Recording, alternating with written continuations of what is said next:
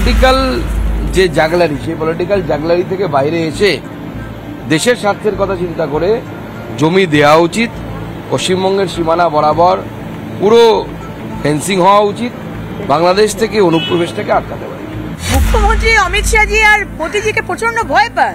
এতদিন ধরে কানে কিলিয়ে কিলিয়ে আমরা বলেছি জমি দিন, প্রায় 400 কিলোমিটার ফেন্সিং হয়নি, খালি পড়ে রয়েছে, অনুপ্রবেশকারীরা ঢুকছে। উনি কি জানেন না? উনি সবই জানেন।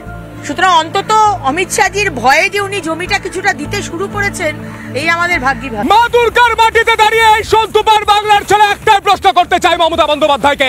মমতা বন্দ্যোপাধ্যায়, আপনি রাজ্যের মুখ্যমন্ত্রী 2011 সাল থেকে 2025 সাল, কেন রোহিঙ্গাদের বিরুদ্ধে, কেন বাংলাদেশিদের বিরুদ্ধে, কেন অনুপ্রবেশের বিরুদ্ধে আপনি প্রতিবাদ করেননি?